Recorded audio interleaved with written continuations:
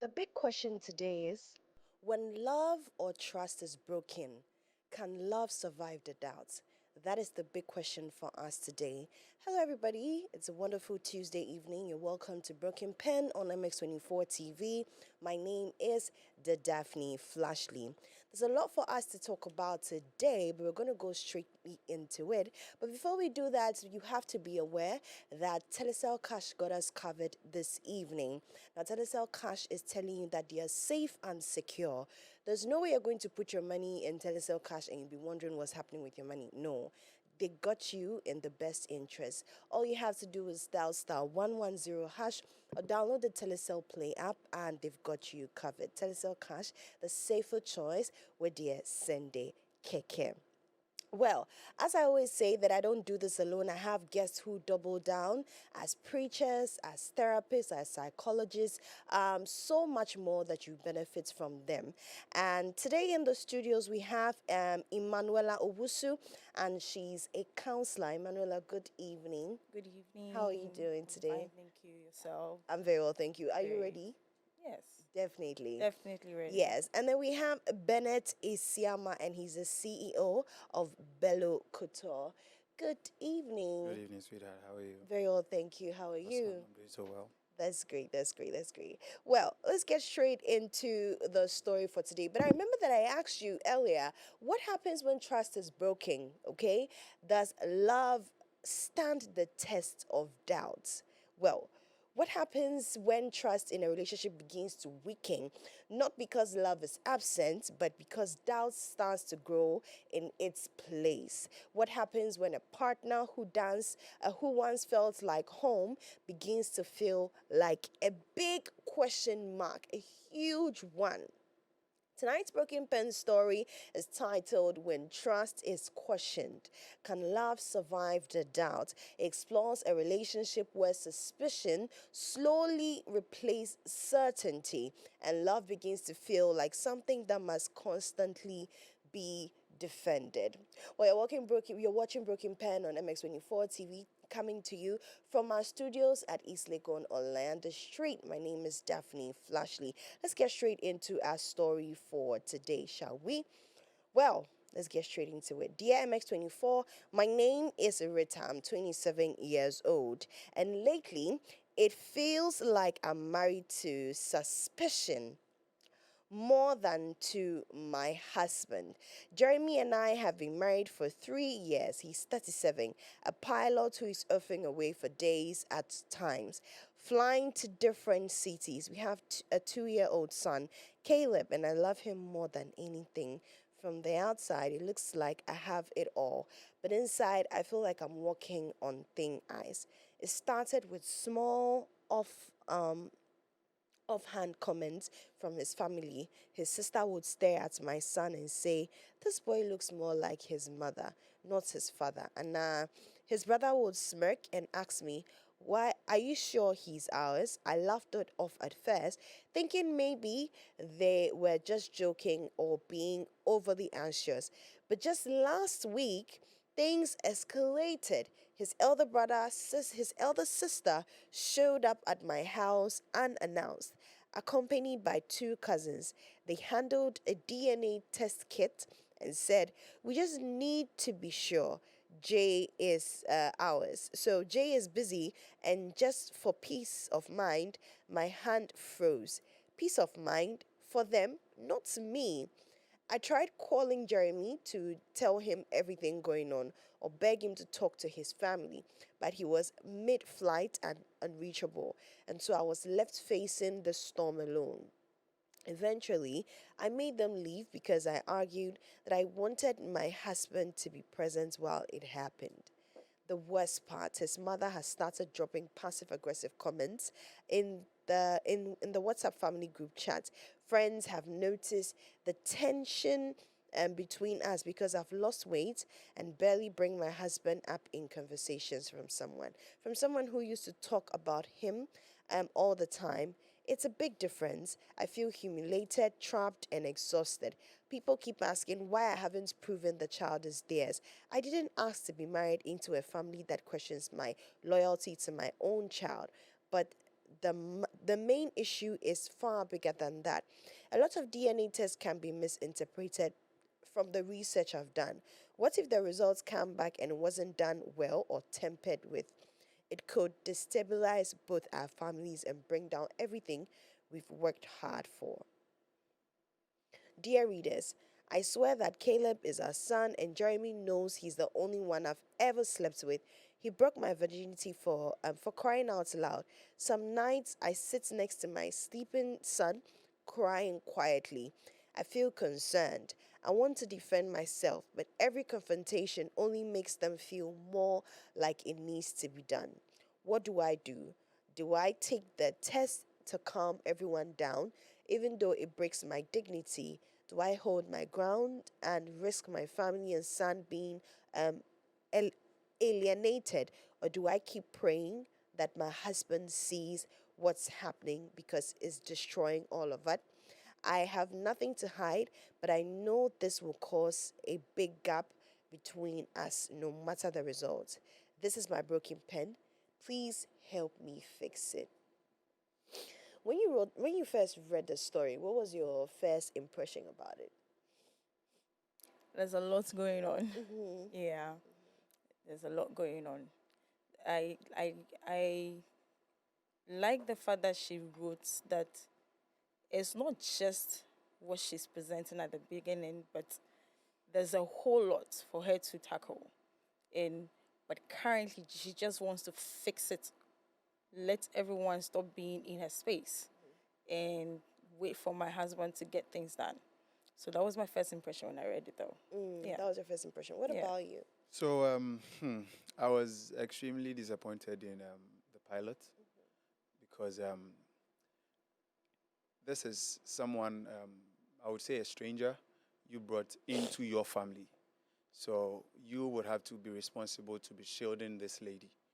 So everything that is going on, it's the husband that has given them the chance and the freedom to do all of these. So my general take is I'm extremely disappointed in the guy. Extremely disappointed Yes, extremely. in the guy. Extremely, yeah. Do you think the guy is not being man enough? He's not standing his ground as a man. I think that the man would be in the known, but not entirely to the wife. And so to question if he's being manly enough or not, I cannot tell. Nevertheless, they have to find a way of communicating so that it makes sense because the constant, I don't want him to sound like he's ignorant of the constant pressure from his family to the wife. And then I I was trying hard to find out why is it just a phone call you're using to communicate to your husband though? And then why have you not returned the call? Because I mean, mid-flight means that you're going to land. And so within that period, something should have occurred, you know? And so I'm not taking sides, be it manly or not, he's in the known, but it has to be communicated well enough. Communicated. Yeah. I think about 4 episodes now on this season of Broken Pen, and every time we talk, it's always interference of family. What is happening? What's going on? When do families get to understand that Charlie, the Yeah, person is no yeah, more parts? Like, what's going on? I feel it has to start with the man. So with the question you asked, whether the man is being a man, um, in respect to that, I don't think he's being a man enough because I'm saying this from my perspective because from the onset, I've been married for 10 years. And so from the onset, I drew the line, okay? This is my new family. That's my wife and my kids. And that is my nuclear family. Whoever is in the others automatically becomes the extended. That's my mother and my siblings. So whatever decision or whatever thing that goes on in my nuclear family is my nuclear family. If you want to penetrate to my wife, you have to go through me. That's from my family side. If you want to go through my wife to me, if you want to communicate something to me and it's from my wife's family, you have to go through my wife. And that has been the like we've drawn the line from day one. So every family member on both sides knows how to go about every single thing. In a case like this, my mother cannot call my wife directly and yes, and have this DNA conversation with my wife. So I feel stuff like this, you have to draw the line from beginning. And both families are supposed to understand that this is what it is. This is what this person wants. You understand? Because that would be the only way that will bring peace in both sides.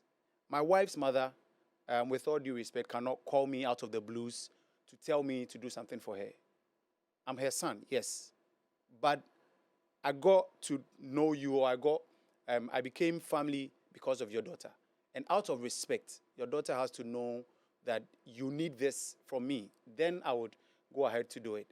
You understand? So from beginning, the problem is always the man, because you have to set the ball rolling for everybody to follow. So he is enabling it. So if families, yes. So if now it's become a thing where every extended family member can would want to frustrate another person in a relationship or in a marriage, then it is the man that has given that go ahead for it to be done, whether he knows it or he doesn't know it. Because when you don't set something straight, everybody will just want to mess things up for you. And you being the man, you have to stand and put things right. So I feel a lot of men are not doing what they're supposed to do regarding this whole family thing. Because when I really saw the notes, I was angry. I won't lie. I was like, why would you in the first place allow your big sister to even come to your house unannounced? With all due respect, my mother cannot come to my house unannounced. And it's not as if I'm scared of my wife. But when my mother wants to visit me, I have conversation with my wife before. If my wife is comfortable about it, yeah, my mother can come. It doesn't mean my wife is controlling me or anything. It's out of respect that I'm doing that. Because you're a team now. Thank you. Yeah. So my mother can just wake up and say that, meba ofie, so I'm just going to my son's house. No. Mommy, you need to call me. Kwame, meba fie. Okay, ma, I'll talk to many of my discuss it, and then we'll get back to you. If my wife is not even okay with it, I would have to find a nice way not to let my mother feel my wife is not happy about her coming. That's the only way we can bridge this whole family thing. Because when you make loose, trust me. Yeah, I know, right? Well, the number is 055-033-1511. 055-033-1511. You can send in your messages in there. Of course, you know that we read messages, one of the exciting parts of the show. What do you think about boundaries? He's spoken his side, but as a woman, are you married? I'm not. Not yet. Not But yet. as a woman taking this in, okay, looking at it, what would you do if your husband, okay, had loose boundaries when it comes to his family? I would agree with what Kwame said. Like, literally, you need to be able to set boundaries in every relationship. And like you've said, countless times on this episode, there's been everything about boundaries.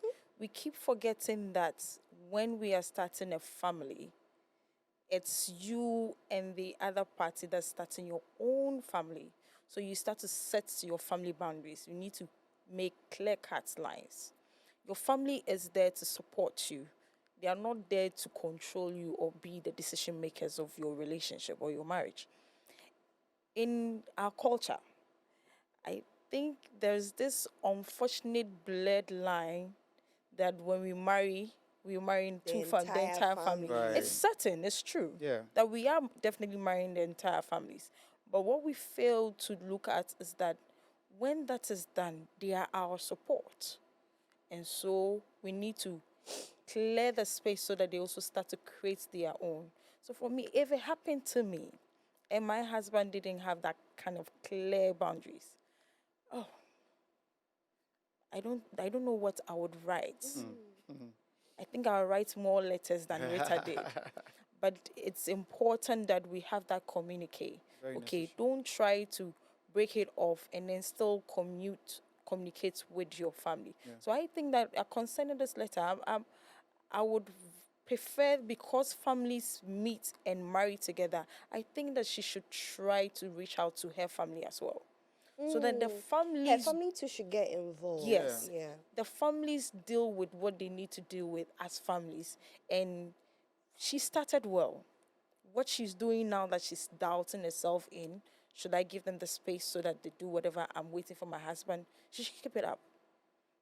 Respectfully draw the line and stay in your space. Because I think she has been able to set boundaries with her family. Based on what she's written, I don't see her family butting in and coming in whenever they like. Okay. And the husband not being able to reach out. I keep saying that he's in the known and he's full of fueling something. Definitely. Fueling something. Definitely. So boundaries in relationships are very, very, very important. They don't mean disrespect. They don't mean that you are alienating anyone. They don't mean distrust. They don't mean the lack of love. It's there so that we grow together. If you ask me, it's there so that we grow together. For boundaries, yeah. Don't you think that with what their family is saying, these things that they are saying, oh, this might not be your son, and he's laughing it off, or even though he's laughing it off, maybe it could actually be registering in his mind. Like, what do you think? It is. It could be. It is. It's a fact. It's registering in the child's mind. It's unfortunate that this whole thing has to be a proof of identity. We are making a mistake. We've we've come to a generation where, oh, your nose looks like him, so it's your son. Your eyes, everything is about the appearance, but there's more to that. It's not just the appearance, it's not just the skin tone, it's more to that, and it can skip a generation. Good. It can skip generations. It's unfortunate. It's culturally, it's as though when you marry, your first child should look like your husband. I don't know about Kwame if your first child looks like Like- No, you. so my firstborn looks like my wife. You know? Yeah, like And a photocopy. I'm pretty sure if he didn't have clear boundaries, everyone else is going to ask, you know? But it's unfortunate that's what we think all the Right. time. But it's more to that. We don't have to look at the appearances. Yes, the DNA will give all the things she's talking about. It will clear genetically the paternity test. It will give you 99.9% of every accuracy. The doubts about it, it would be because maybe someone will alter it somewhere. But her stance, I will do it when my husband is around, is very key. That means that she's made up her mind, that's cleared that boundary, that when he shows up, we should have a genuine conversation where we are not doing a blame game here. Okay. But for the child, I'm pretty sure when they visit unannounced, they say it. When they go for family gatherings, go to church, it might not just be the family. People are saying it. Definitely. Hey, where did he pass? He doesn't look like your son at all. Yeah. It's silently affecting the child. What we often do not miss is when kids are silent. They no longer play.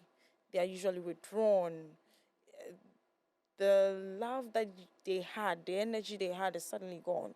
You need to shield them, protect them with those emotions. Yes, they would face those challenges, but you can't be perfect. So yes, the child is facing it. What are you doing about it? You are perfect. You belong here. You are our son.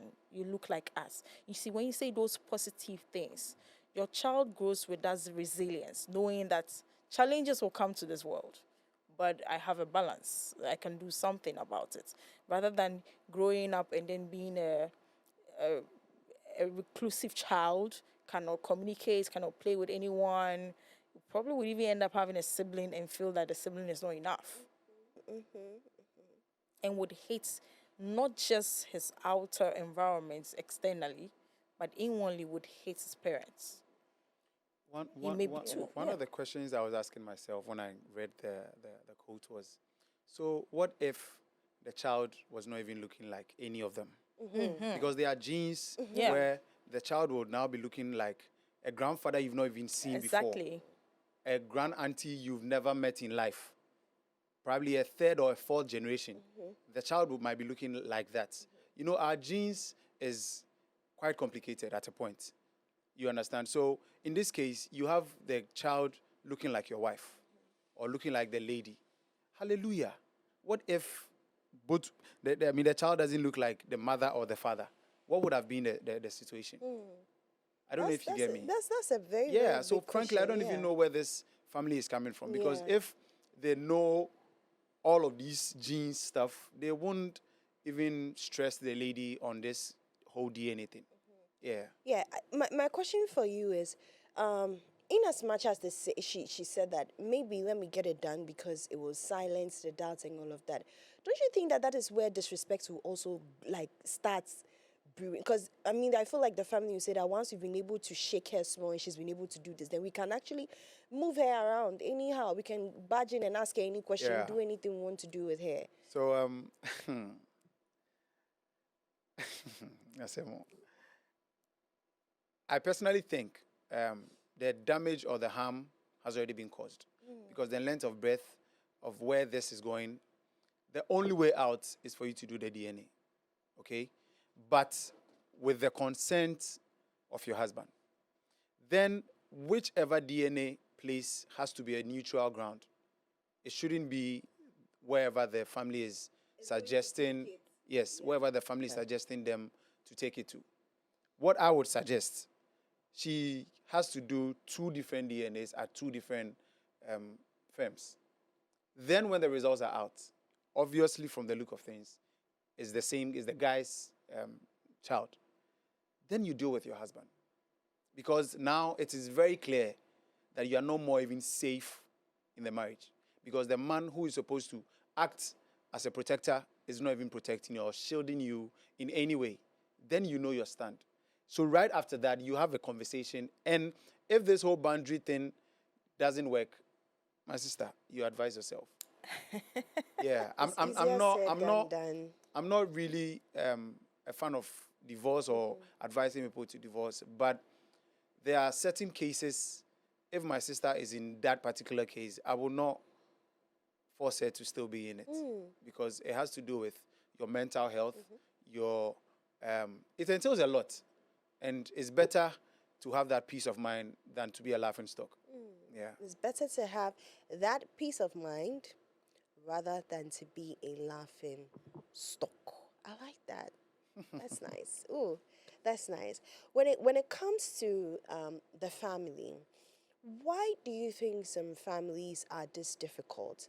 Is it because they feel like they've lost their son because of marriage? He doesn't belong to them anymore. He has a new family. Is it jealousy? I don't know what really the problem is, but this thing happens every single day. What do you think the issue is? We've all failed at drawing boundaries and communicating things right. We we all need a lot of education on some of these things. Okay, so you have not come to the realization that your son or your daughter is out of the house. So sometimes not just jealousy or you're growing your own family. Sometimes too, they want something different.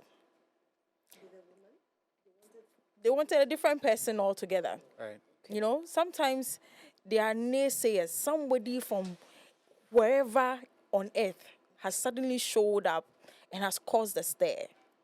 And so it's so convincing that sometimes some families expect you to behave in a certain way. Perhaps they are expecting their daughter-in-law to behave in a certain way, and they are not getting it.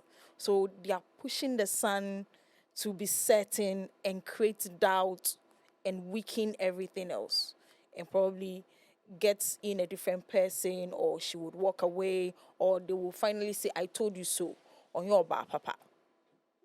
You know, we lack the education, the readiness to let go when it's time to let go. Why accept a marriage or accept 2 family ties to live together if you are not in agreement with it? Okay, so I mean, we are people of spirituality, Right. and probably spirituality could be a main factor. Yeah. Somebody, oh yeah, Yeah. and spirituality does affect our mental health.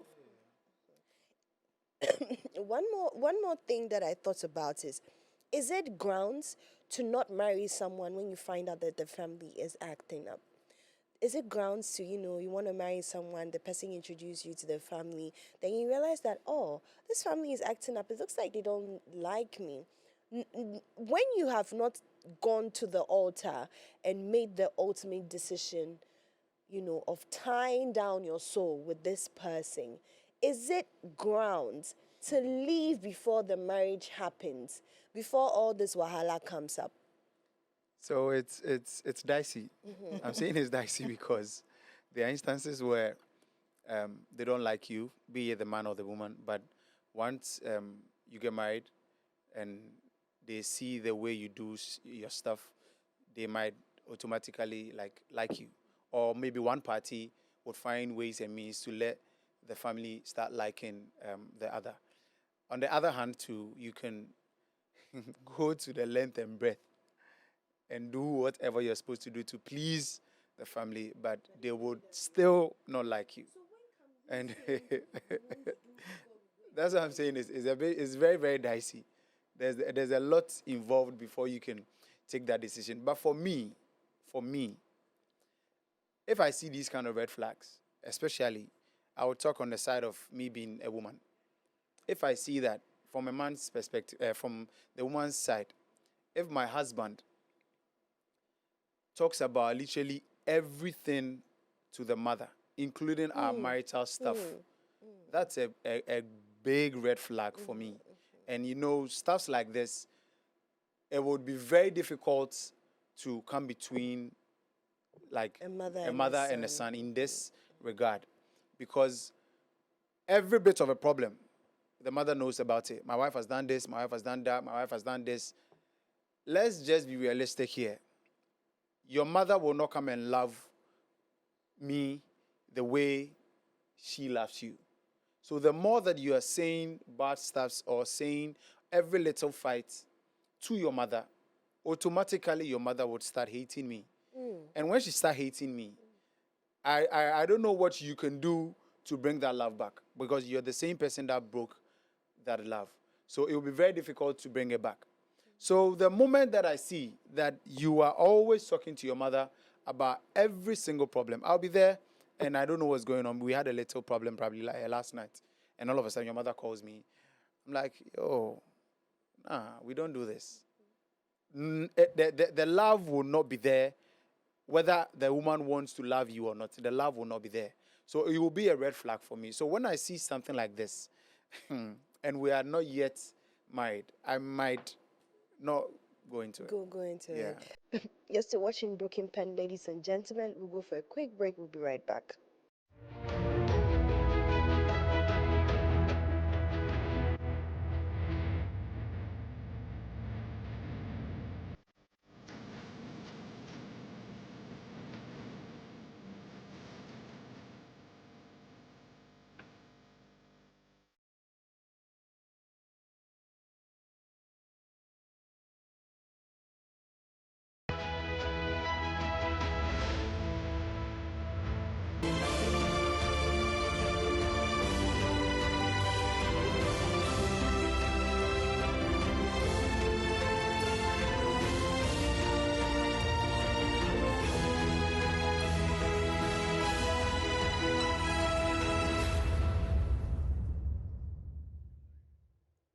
You're welcome back, ladies and gentlemen. You still joined us on Broken Pen on MX24 TV. We're having an extensive conversation about doubt and also boundaries. Boundaries. We've been talking about boundaries for the last 4 episodes, and I can't stress on it enough because it's something that is actually causing a lot of divorces in the country. Well, let's get into more conversations. Before we went for the break, we're talking about boundaries. We're going to shift boundaries, and we're going to talk about people before entering marriage. Um, when people are entering marriage, it's so sweet. Sometimes they can't wait to, do the wedding. It's the wedding that they are looking forward to more than the marriage itself. They don't know that marriage is the entire eternity, and then the wedding is one day. Why should young people be able to go through counseling so they understand that they need to put their foot down when it comes to families before even entering marriage. Yeah. Yes. Always premarital counseling is very key. And just to shift before the question continues, post-marital counseling is also very, very, very important. For every individual before they get married, you need to realize that you are who you are and you're joining to the next person. Okay? And it's unfortunate that all we see are the butterflies. All we see are the sparks, the what we so call love. Okay? But love is not just the butterflies. It's the communication, it's the respect, it's the trust, it's the dignity, the integrity. Name all the adjectives there is for love. Patience, self-control, growth in itself, taking risk in love. So if you don't have any of those things built individually to explore, to find out from your partner as a young person, any amount of counseling that they do, you will only dwell on butterflies and forget that the love would come with growth, it would come with responsibilities, it will come with these boundaries we were talking about. So a lot of times we make the mistakes before we say I do. You see the red flags, but all you're thinking about is how fine the man looks. So now the red is How how how how prayerful this woman is. She will take me to heaven. Forgetting that you need to ask, heaven no bekono or pejariana. And oh, does she always have to talk to her mom? Like we were saying, or everything she runs to her mom, or everything she can't cook. There are a lot of a lot of things going on. Or she doesn't work, and so she pretends she's all materialistic than, are you okay with that? Or the man has all the car, the keys. I don't need to take church again. My transportation is settled on a lot of Uber rides. Then suddenly there's no work. Have you ag- realized that you need to do that? You would end up living so materialistic, you would leave the reality that it comes with responsibilities. And so, young people, before you say I do, realize that even in counseling, there are certain things that when you were exploring would break you. And it's important to find it out for yourself. If you're willing to find it out for yourself and you come back and say, okay, we are good, we are going, it's fine with any other person. Any professional counselor, it's fine with them. yeah. We will never say no. We will tell you that, are you sure? Go and look into it again. You have got to think about it for yourself. Okay, so we need to be asking the important questions, the sensitive questions, and forget about how you look, how you dress, how is easy life for me and everything. Those important questions. Where you're from, your financial transparencies. We don't like to ask those things. In the next 3 years, what happens? Or you start together and then we don't even know the level of spirituality, where it can go. Something happens. Is your prayer life still going to be intact? Or, it has to be mutual, okay? Your genotype, your sickling, how are you like when the weather is cold? How are you like when it's hot? Some women, when it's hot, we are not women at all. We look like men on those days when it's hot.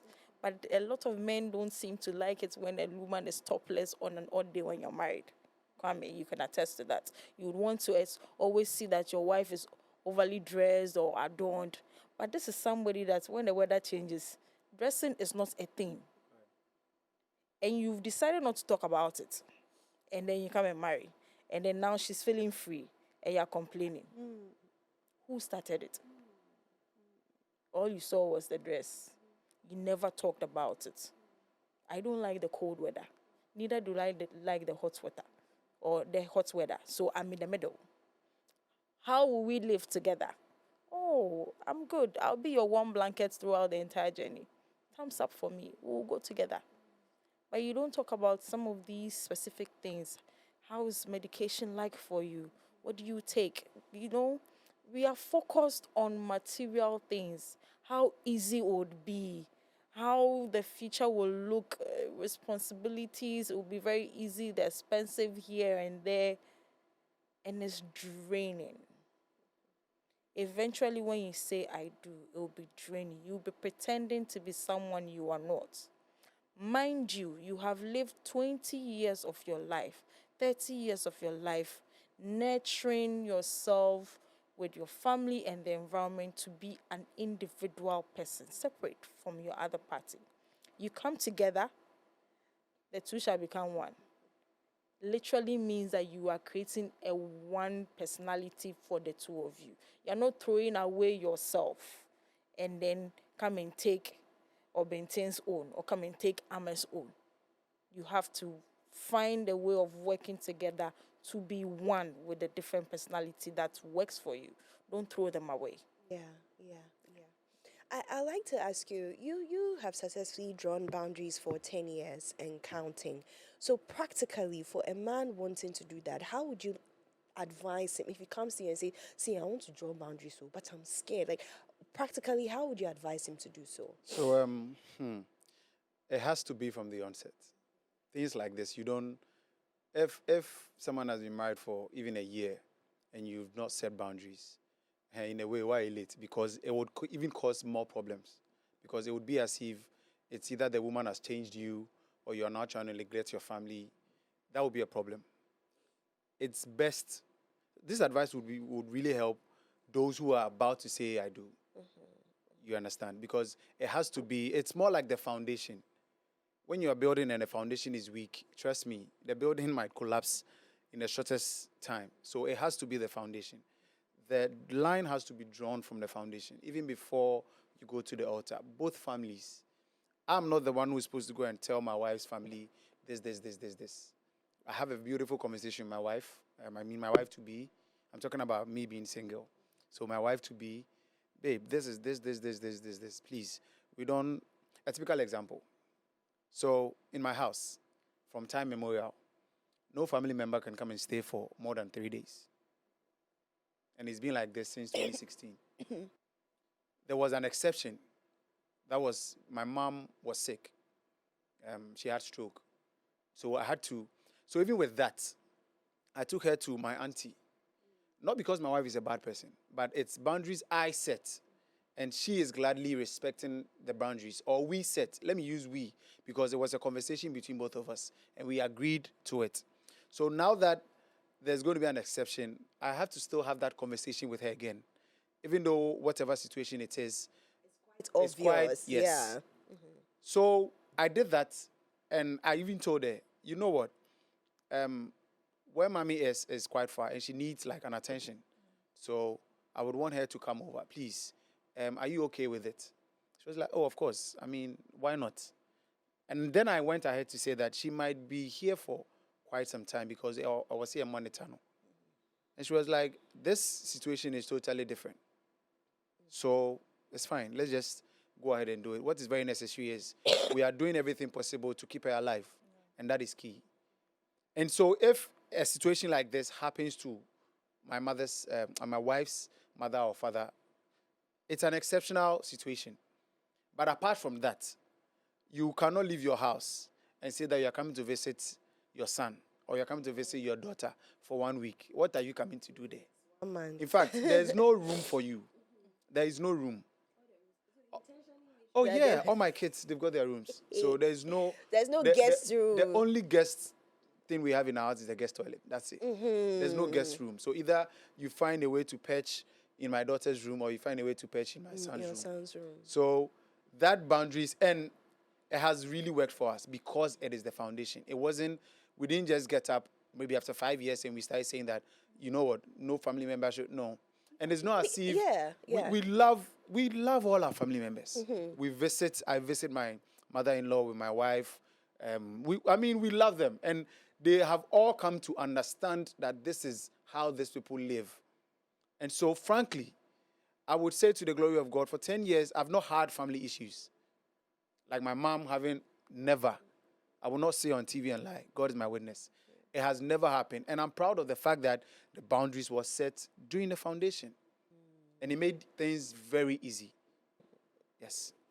Ooh, I love that. My man, I hope you guys are actually learning. This is a practical way for you to set boundaries. In fact, even if like maybe you've never set boundaries before, all of a sudden you get up out of the blue that you come to set boundaries. Someone was looking at you like, what is this like? But in a way, if your mother really understands where you're coming from and how or the kind of approach, they would have to in a way understand it. Because this is like a new family. And if my mother loves me the way she says she does, she has to really understand it that, you know what, Kwame, I understand you. So this is it. I perfectly get you. It makes sense to talk to your wife about me visiting. It makes sense to do this. It makes sense to do that. So if genuinely your mother is really in love with you the way she says she does, in a way, and there's this, so this is also practical. There's a way you go about, especially from a man's perspective, about your mother and wife's situation. Because see, it is complicated to the extent that if you don't do it well, you will be the one to suffer. Yeah. How you treat your wife and how you treat your mother. Your mother is your mother. You have to know the difference and know how to treat. In fact, in my first year of marriage, I'm not shy to say this because I was very ignorant. I had an issue with my wife, and I told her, you know what, I'll choose my mother over you anytime. Yes. Yeah. It was one of my biggest mistakes. Hey. Yes. I hope your wife is doing Oh, I've okay now. apologized several. I mean, she's okay. Today, go and buy her flowers. Yeah, I mean, it was one of the things. So from beginning, I noticed that with what she was talking about the counseling is very key. And post. Yes. Okay. But I believe more in the post one. The post. Yes. Not the pre. From my little experience, because during counseling, during the pre-marital counseling, we were so in a hurry to get married. So majority of the things they were saying, and it's factual. Yeah. Trust me. A lot of, on their wedding day, I don't even know why they preach, because when you even ask them what they preach the following day, trust me, they will not remember what they said. A lot of people are in a hurry to enter that marriage thing. So most of the things they teach during counseling, I'm not saying majority, but some, no, they shouldn't. They shouldn't because scrub some made sense to us, but majority, I'm saying majority, we didn't even pay attention to it till reality started setting in. And so majority of the things we've achieved as a couple, we learned it in marriage. And we found ways to solve it in marriage. One of the key things we did from beginning, say Emma and Tokwan, I didn't change and Tokas, even though I mean it happens. Sometimes the ego. Let me tell you something. You set the rules. When it's time for you to use the rules, they are confused. Yeah, I mean, setting boundaries is very difficult. It's easier said than done. Yeah. Let me tell you something. I remember an ex of mine. I said that if you have, because he was used to silent treatment. Okay. So Right. he made this rule that if I'm about to be angry, I will type a code word so that you know that you're angry. You see, when he's angry, where is the code word? He will forget. never says the code word. He You see, will- so that's he the will thing. forget. You set the rules. Then Yeah. when you actually, it's actually time for you to Yeah. need it. Like, I mean, Sometimes he gets The frustrated, boundaries he need to forgets be it. realistic. Right. This is somebody that likes the silent treatment. Look Yeah. at where he's coming from. Yeah. There's no way a code will work. Of course. Especially when It has to be reality realistic. sets in. Yeah. It has to be realistic. Yeah. It means that your code should have been a silent treatment Yeah. back. He likes silent treatment. But when he is angry, he's in a hurry Yeah. to. tit for tat. So Yeah. then you will also put yourself in a silent treatment position. Yeah. Then when he wonders, what's up? What's going on? Daphne, what's going on? Yeah. And suddenly he comes to you and then he said, you missed the code word. Right. It's how you communicate Yes. that would create the boundaries Yeah. for you, because it's difficult. Unfortunately, we don't need this advice anymore I because mean- I've left it. Yes. Oh, no, I mean, to yeah, everyone to else. everyone. Yeah, To yeah, everyone yeah. else. Happen It's, again, yeah. like, setting these boundaries are Yeah. difficult, and it's the communication. With extended family, we appreciate what you've said. Any parent, whether you've gone to school or you haven't gone to school, we realize that, okay, maybe not say Right. me kind of what it. Yeah. Into years or the bay some mothers will go home pacing left and right. Some fathers will go home pacing left and right, wondering, has he done it? And we'll call again, and we'll call again, and keep calling. But he said, oh, please, I will speak to my wife, and then we'll settle it. Okay, Mom, don't worry. I'll make sure all things are done. Then you come back to your wife. I told her I'll make sure all things are done, but the thing is between you and I. Yeah. You've created something. You are not adding coals to the fire to burn up a huge flame. Yeah. You are settling it amicably with communication. These are how the boundaries are set. Boundaries are part of communication. The tone, the volume, how you say it. If you don't do it right, it's not a simple mama worry and ne. If he bosumie kwe. Nobody should come visit us or ask us for things. It won't work. I'm pretty sure you probably it won't work. I'm pretty sure you. That's what I'm saying. There even has to be a way around it. There's a way around it, and I'm pretty sure you spend on your mom. Of course. Likewise, will spend on her mom when she's also spending on her mom. Yeah. And where are the boundaries? Spend on me too. Oh, that one it won't work. I know, it won't work. It won't work. So yeah, boundaries are key. Anyway, you're not the only guest that we have. Our viewers are also sending in their messages, and so we're going to read some messages right now. Now, we have a message from Mills, and Mills says that do the rest by yourself, or do the test by yourself on the blind side of everyone at a credible hospital, then give it to your husband when he comes. Make sure to not tamper with it, then leave him to deal with his family. We also have Steven, who says your husband should be the only one requesting for a DNA test if the need be. Don't listen to these extended family members, and I think you should inform your husband when he returns. Most of the broken pen stories I have read on this page in relation to marriage is caused by extended family members. What I was exactly saying. What at all is their interest in the marriage of their relatives? It is well.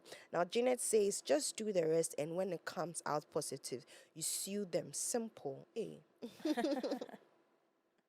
Clenham says, Mom, wait for your husband and speak with him about it and let him know it makes you feel you can make your decision from there. If you agree to the family's request without his knowledge, it might cause bigger issues. Then Sam King says DNA is cheap. Go do your own DNA and stop trying to be a victim to this. Someone also says, sweetie, don't be a coward if you know what you're actually doing. So just do it. And then lastly, King Jonah says, do the test your own self and give the samples yourself.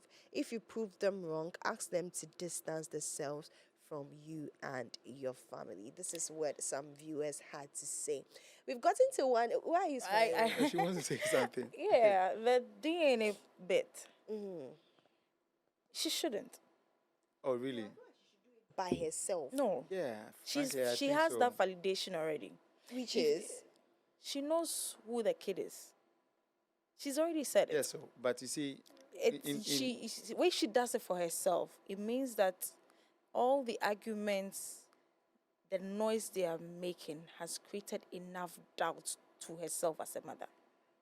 And that can affect your mental health. True. That's very and true. So but legally, she should wait on the husband. Now, you've called him mid-hair, he's not picking up. Send messages. Have evidence of your messages.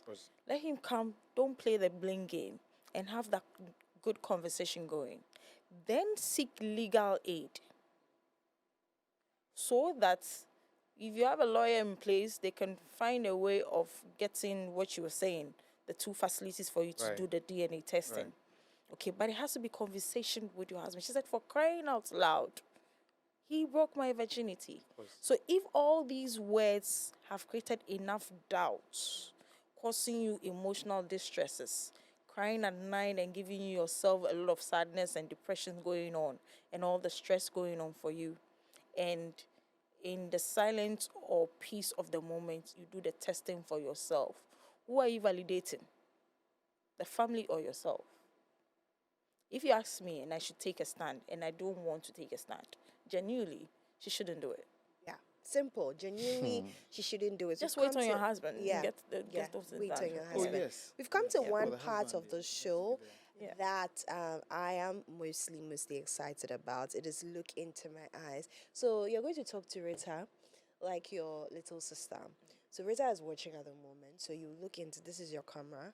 You look into your camera and then give Rita an advice as your younger sister.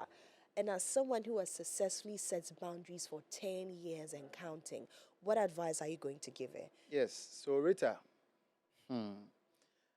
all I can say is, frankly, from where I stand and from the way I understand your message, like I said during the conversation, the harm has already been caused. You've already been through heartbreaks, sleepless nights, and everything. Now, like my sister rightfully said, it's better to seek a legal advice, wait for your husband to come, then you do the DNA. But once you do the DNA, whoever that's involved in this would one way or the other has to pay for it or has to face the route of whatever results that has come out. But in this case, you would have to do two separate tests at two different firms in a neutral ground where none of these family members suggest. Basically, that will be it. So that once you are done with this test and the results comes out to be that Caleb, the child is Caleb, right? Caleb is your son. Then you know you are liberated. So whatever action you want to take, you can freely take it. Thank you. Yeah, your 10. Please look in the camera. Hi, Rita. I am with you in this letter of yours. You're going through a lot and you've done well so far. I'm sorry for the pain you're going through. It's not easy to have a husband you're even trying to reach and he's not reaching out to you. Find a way of reaching him. It's not just by phone call. Send messages if you need to. Okay. Like I said, if you ask me, you need that mutual background together with your husband where you've communicated rightly and try to solve the issue at hand without blaming each other that see what your family has done, but rather understand each other from where you're coming from. Okay, know each other's truth. And so if it's important, then you seek legal help to do your DNA. Or better yet, stand your grounds as a family. Don't forget, the DNA is science. It will give you truth, but it won't give you the trust. Maintaining your dignity is very important, yes. It takes you away from all the fears and all the mistrusts and the doubts. You're doing well. Continue to take the deep breaths that you are taking in that calm space and just give them a calm answer. I've heard you. That's fine. The initial answer you gave to your sister-in-law and your brother-in-law when they chanced into your home, that I'll wait till my husband returns, is a perfect answer. Keep it up and calmly stay in your space. Always shield your son, letting him know that he belongs to you and to his dad. Accolade him with all the praise that he needs. You look like me, you look like your dad. We love you, you belong. And if you keep that up, you would have your sanity. It's a family battle. I think you should also find a good space and find your family as well. Talk to them, reach out to them, and then create that space where you would have some warmth going on for you because you need that warmth. Not having your husband's warmth around all the time is very difficult. And so you need to have that warmth as well. And stay safe. You're fixing it. Don't give up. Keep praying as you are planning on, as you're doing. And when your husband comes, pray with him. Don't start or continue the fuel of the fire. Just stay in your space, validate his work, validate yourself, your strength, and then both of you would fine. And make time. If you feel you're distracted, work. Have time with your kid.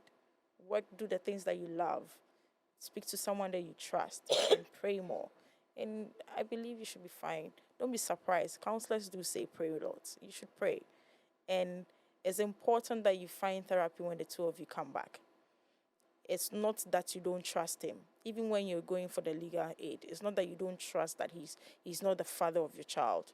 That is that you're looking at growing well together. You can't be perfect. Growing together also means you need to have counseling. And so you'd have a good marriage and a longer one as well. See you, Rita. You'll be fine. See you, Rita.